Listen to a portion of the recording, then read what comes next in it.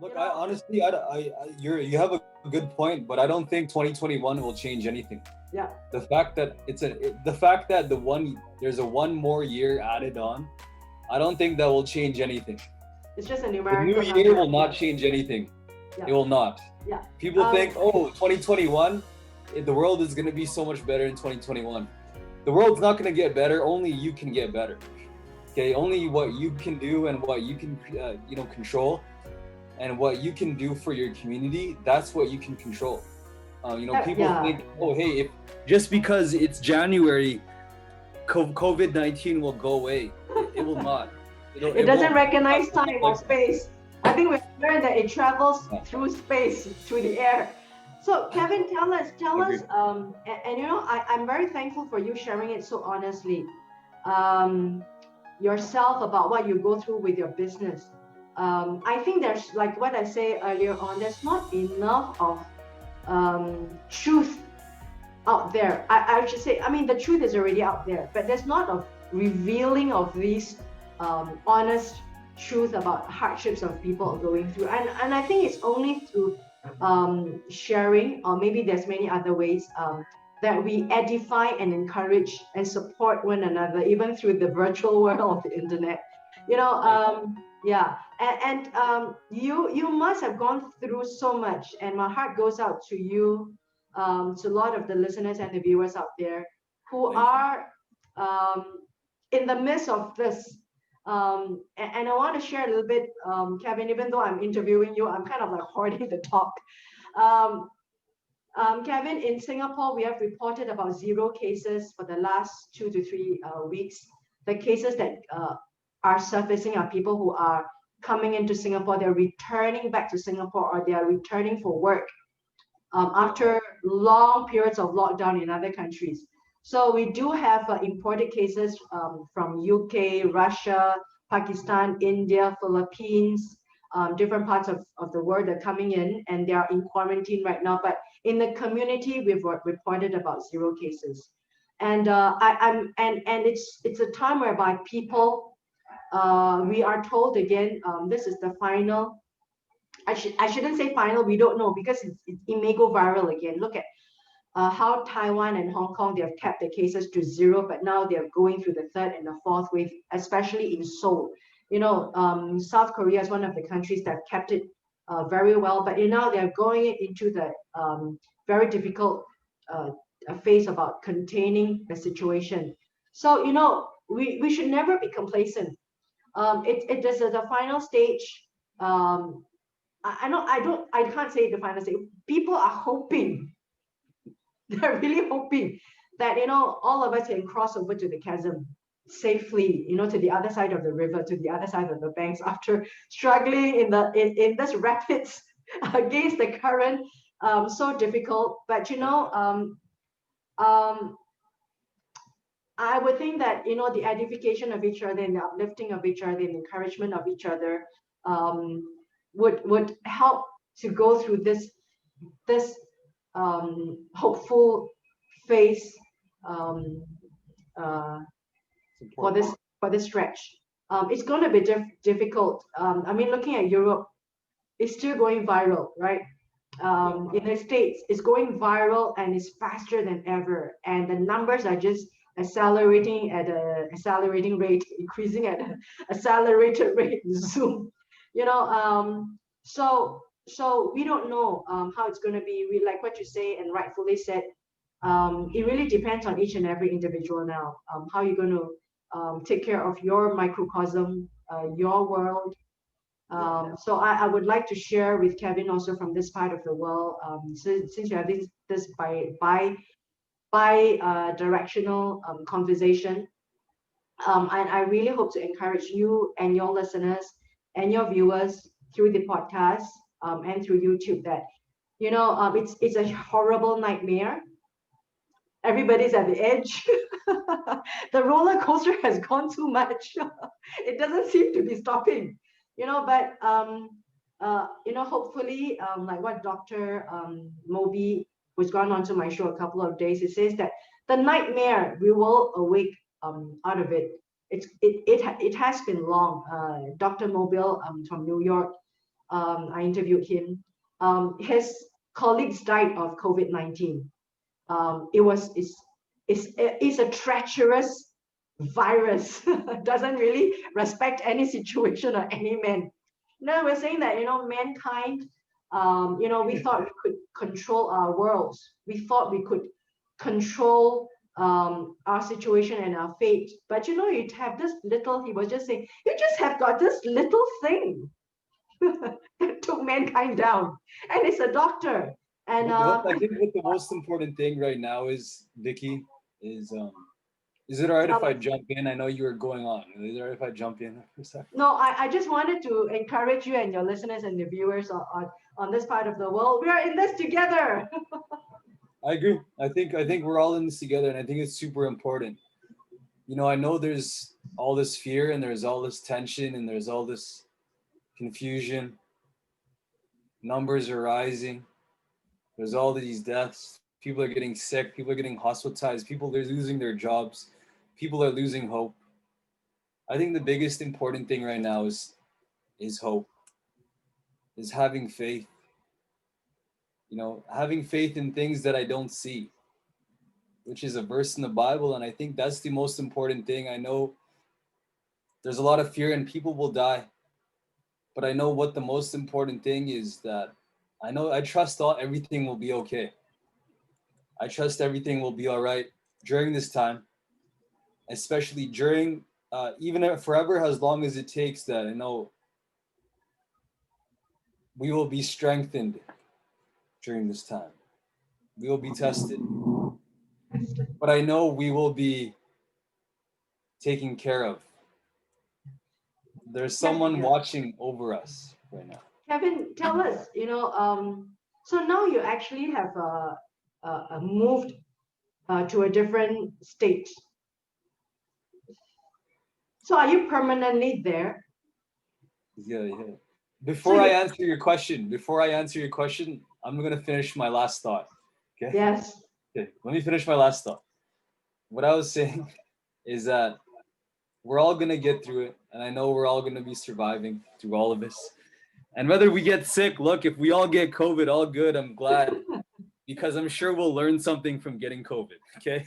Even Donald Trump got COVID and he's alive. But I thought, so you asked me a question. I thought he couldn't make it. That's a question about yeah, I thought he couldn't make it. Moving. I was like a new city. Yeah. Yeah. Yeah. So you moved to the city. The decisions that you made was prior to the onslaught of the pandemic. You were ready to move, actually. The plans were made before. So that's why you had to move, because the plans were made and you have to make this. So that's why when you go to this tell us, when you settle in this new country and in the middle of this whole global phenomenon that is setting in, and a lot of reality is setting in your mind, how difficult or how were the challenges that you needed to take? Because moving is a big deal, right? Settling in, getting the papers, getting the door, the key, the furniture, having a good night's sleep into a new home. I mean, that's a big deal. Tell us, how was that journey? I believe it must have been really tough. I can handle anything that life throws at me. Yeah. So you're actually there. Did you have a support group in a new place?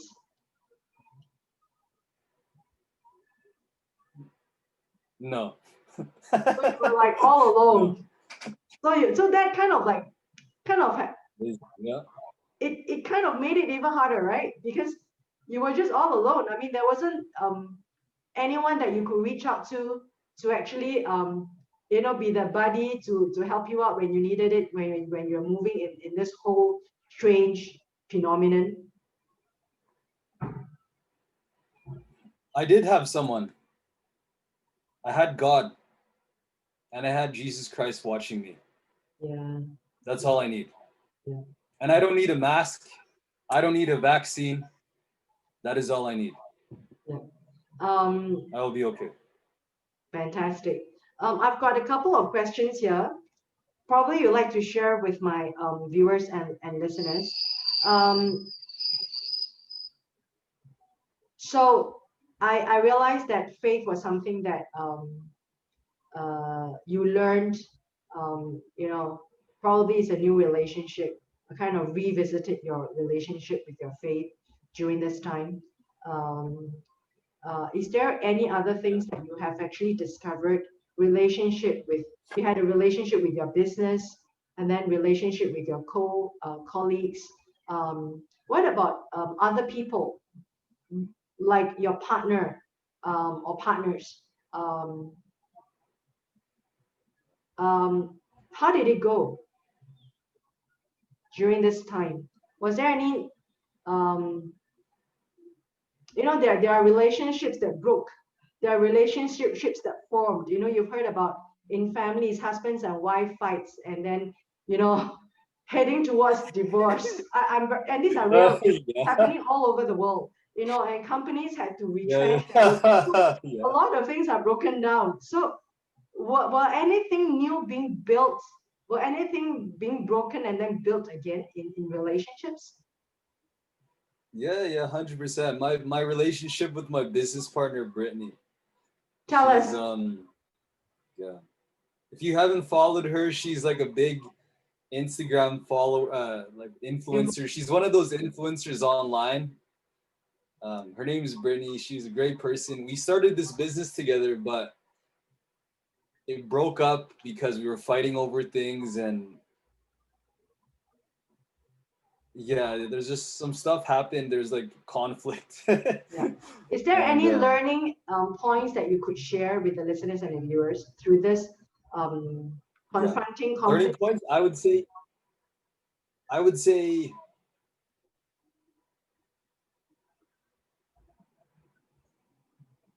value a good partner. Have a good partner around. Um, yeah.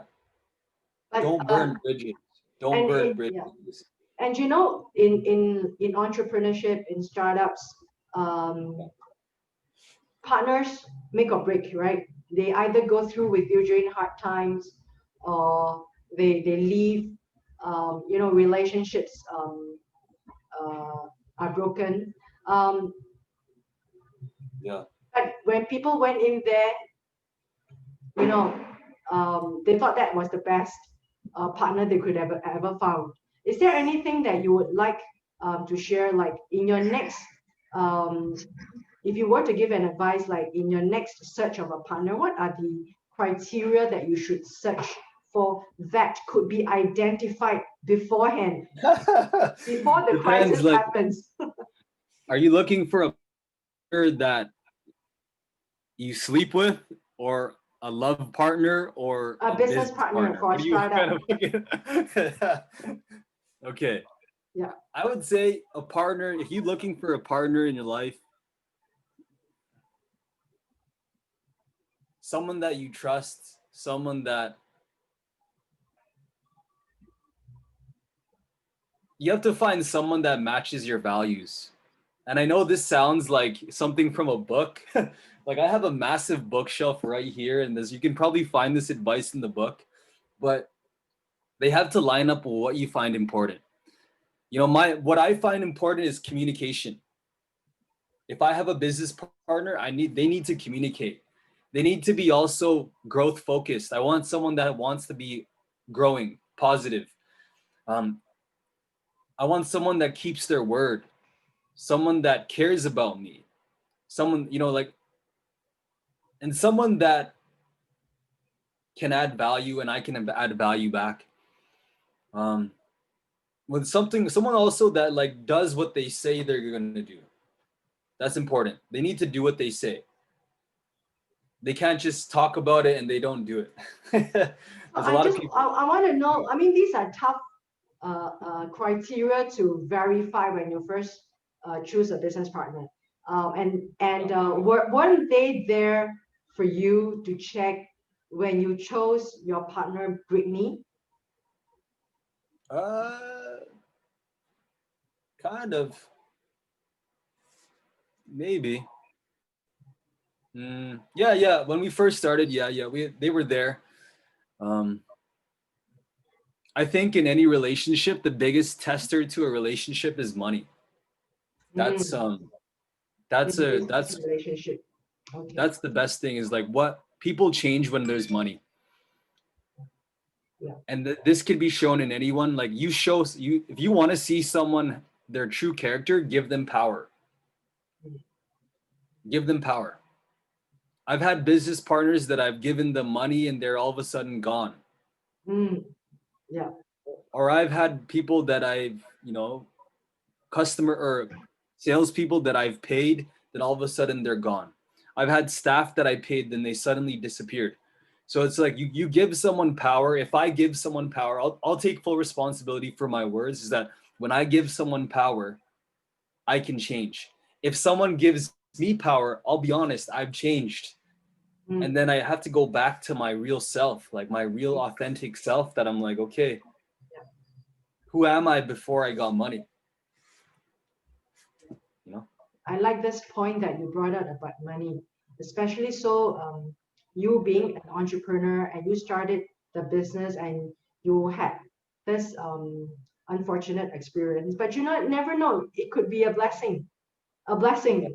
I'm told that a blessing is a blessing, not a blessing in disguise. A blessing is a blessing, So you could be poised for bigger success because people who have been pulling you behind, the wrong things are gone, and then the right things will come out. I just want to ask you, and you're right that 2021, because of a change in number, because of a day that jumps, it is a manufactured hope. It is a manufactured that, hey, after Christmas, everything is going to be okay. you know, um, so I wanted to ask you, like, even though it's really hard, just like a lot of governments, even in Europe, in America, even in many parts of the world, even in Singapore, governments are saying they can't really foresee how the world is going to be post-pandemic. There is no promises. There's no like the grand plan. And this is going to be a 2-year plan. We're going to roll this out. We're going to roll this out. So on a macro scale, it's going to be so hard for people to say that, hey, I'm going to plan for this because we are thrown into this world of unknown. But on your side, as an individual, do you have any hopes or plans for 2021 or after 2021?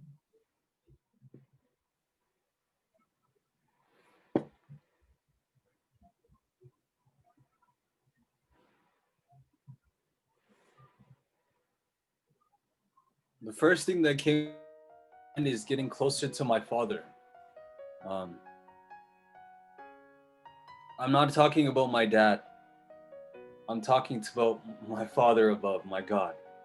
I want to get close to him. And I want to stop living in the ways of the world.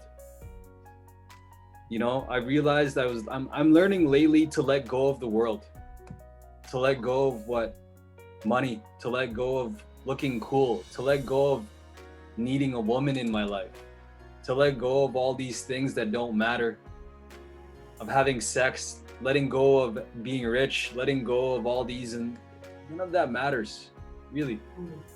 It doesn't. It's what truly matters is if I can help people and if I could love people,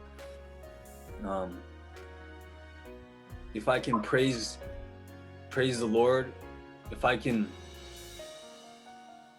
give love to people, that's what really matters to me.